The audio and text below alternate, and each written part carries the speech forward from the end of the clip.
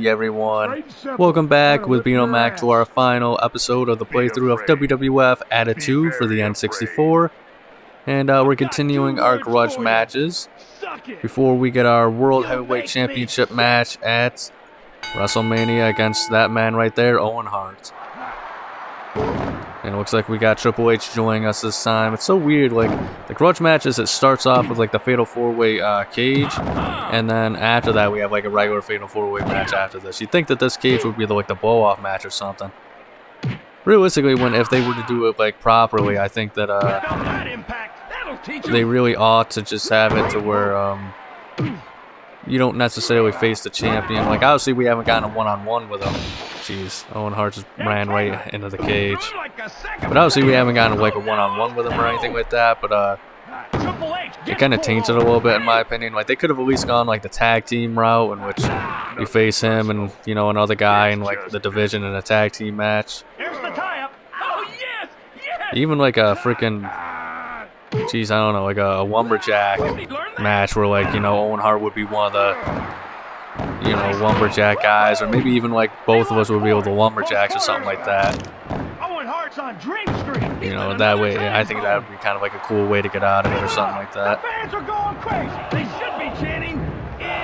But either way, I mean, who really cares at the end of the day? I mean, it's still fun just to do these matches and whatnot. But the cage match, when it comes to multiple people, I actually don't really understand how it works exactly, if I'm being honest. Like, I'm going to just have to try and, I think I have to get them all to like red health and then escape, but I can't remember if it's something where you had to do like all enemies are in red, if it's just, you know, they're just so stupid running into the cage. But anyway, so I don't know if it's something where, like, you know, you only need to get one guy into the red to be able to end the match. But I don't know. Well, I guess we'll have to figure out this match. Because there are also times where I swear to God, like, the guys are also, they're all dizzy. And, you know, they'll be in red, and then, like, I try and climb, and I still just jump down. So it's a mystery to me. God damn it. But I also got to be careful because, you know, obviously they know when they can climb out and get out. So, like, if I see that, you know, I guess that's the moment in which I can, you know, take my time, my opportunity. Oh, God damn it, Owen Hart. In the damn way. Whoa. It was always weird to me that they didn't have just a normal clothesline in this game.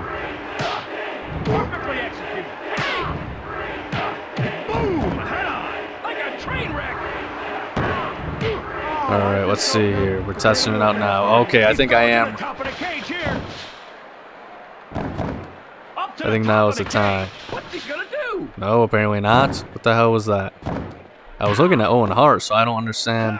And it looked like they were ready to climb too, so look out! He hit him so hard, I heard. He's going to the top of the cage here. Let's see if it works now. There's the tie-up. I don't know if that's because he got up or what. I also just realized, damn, there's a time limit here, so there's a good chance that, like, nobody wins this match. God damn it, stay down. Alright, they're chanting for me, so. Oh, fuck you, Owen Hart. Come on, yeah, alright. But now they're all looking at me now. Owen Hart's in a tough spot now. He's the sitting duck. Son of a bitch.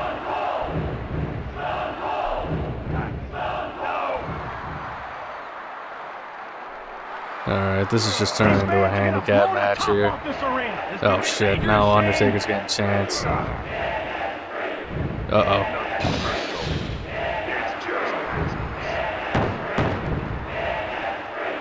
I don't know. Owen Hart, it is cool that, like, they gave him, like, the upgrade in this game, where, you know, he's you know, the world champion caliber superstar and stuff like that. I don't know. I just feel like, though, at this time, like, I never really looked at it as Owen Hart as a world champion caliber guy in the Attitude Era. I feel like he lost a lot of his personality, to be honest. I liked him a lot during his early days in the New Generation era, and his feud with Bret Hart and all that other stuff. I think he had such a big personality, and he was very annoying and loudmouth. But after, you know, like, when they tried to make him serious, it wasn't the same. Like, I know a lot of fans, like, they like it when, like, they're, you know, technical wrestler guys and the guys who are, like, really good, you know, in-ring technicians and mat wrestlers and stuff like that, when they have, like, a serious edge to them. And, you know, oh, they're being serious and they're not, you know, being funny or being, you know, like, kind of like the joke of a character or something like that. Kind of like the Eddie Guerreros or maybe the, you know, Owen Harts, stuff like that. You get what I mean. God damn it. But you get the idea. But I don't know. I think that's when, like, that kind of just lame when they lose their personality. And he kind of got it back a little bit in the Nation. But I don't know, man. I just don't think it was the same. I think the best thing that Owen Hart had anything to do with in the Attitude Era, if I'm being 100% honest with you, was the fact that, like, he was involved in, you know, with Jason Sensation making fun of him. That was one of the funniest moments in the Attitude Era. Jason Sensation has got the big aardvark nose and saying he looks like a damn road sign. That was just awesome.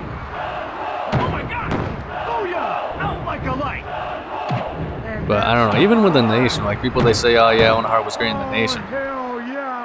I don't know. I thought the Nation was good when their character was it was all about, like, you know, the racism angle. I thought it was very, you know, I think there was a very good argument for it at the time. So a lot of people say that there still is. I think there was a good argument for them to be a group at that time. I think Farooq did a really good job as the leader of the Nation. And I don't know, I feel like he gave them a purpose rather than just being like a stable of, you know, essentially, you know, just being this random stable or whatever. And, like, I feel like they had an edge. Because even when, like, they had some white guys and you know, minority, you know, non-black guys in the Nation of Domination, it still felt like they kind of fit a little bit. Even, like, Crush a little bit. Just because, you know, he's kind of a criminal. It was like, oh, well, I'm a criminal, you know. The WWE is being, you know, prejudiced against me and stuff like that. But I don't know. I think, I don't know what the hell Undertaker's doing, but I'm liking it. The Undertaker starts climbing the cage. All right, we won this one, folks. But I don't know. Then again, when they were just called the Nation, and, like, I feel like that was just kind of like it felt like the end point where it was just like, all right, well, The Rock's a breakout star. Nobody else here, you know, really matters too much. They're developing their own characters. And they just kind of dissolved and stuff like that.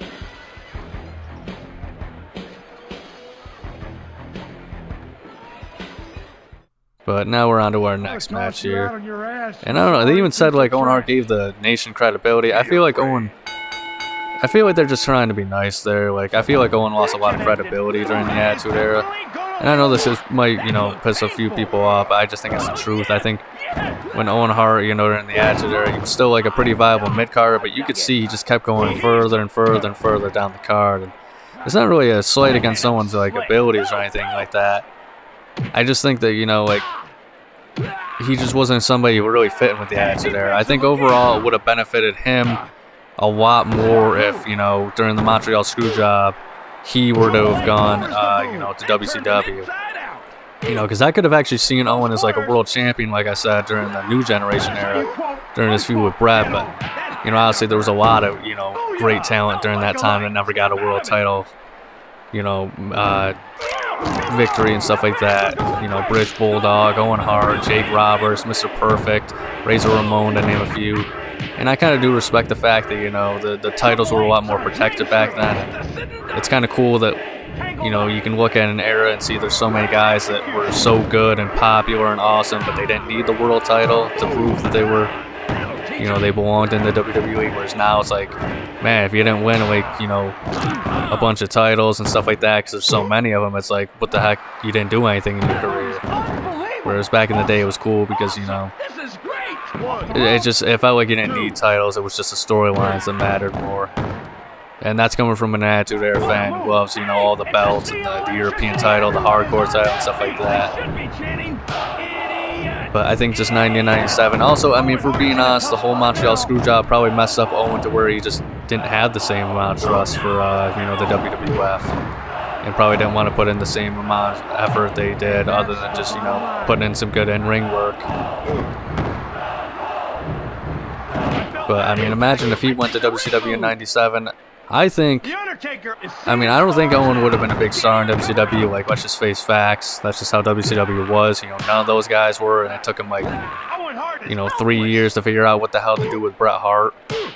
But imagine, like, you know, Owen Hart during the peak of the Cruiserweight division around that time, you know, mixing it up with guys like, you know, Ultimo Dragon, Rey Mysterio Jr., Eddie Guerrero, Dean Malenko, Chris Benoit, you know, Psychosis. Or imagine him as, like, TV champion or something like that. I think that would have been pretty awesome. Because, you know, I once again, I don't think he would get any sort of screen time, really, as far as Mike, I should say, promo time. But I think he would be able to just kind of do what he did then and be kind of like a... I think that company, WCW, would have just done him better for being, you know, just a pure wrestler kind of character. And I think he would have, you know, gotten some good, you know, promo moments too, you know, mixing it up with Chris Jericho and stuff like that. That'd be awesome. But, you know, honestly, I mean, you know, I think some people are like, for some reason get offended when you say, like, oh, you know, Eddie Guerrero was a good cruiserweight, Chris Benoit was a good cruiserweight, because they see it as, like, you know, they're more than that. But, like, I don't think that's really an insult. And I think Owen Hart would have fit perfect in that division and would have had a hell of a run if he was in that division.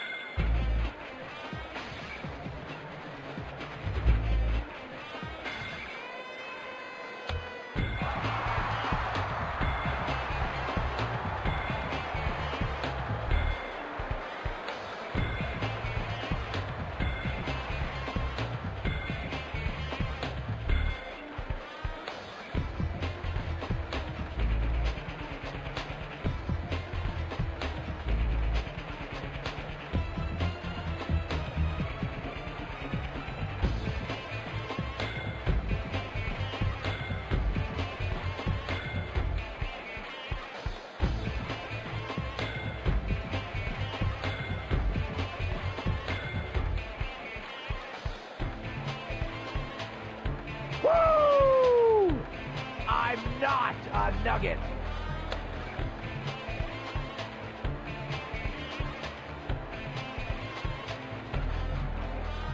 Alright, then I figured I'd let you guys watch the entrances without me talking over them. But as you can see, it's now time for the big match here, folks. And I don't know, even like it's so weird because even in like the career mode screen, it's the yellow, you know, WrestleMania 15 logo. But here we are once again with just, you know, WrestleMania 14 red. Ooh, all right, geez, surprising me over here, reversing my attacks. That's how you know he's the World Heavyweight Champion.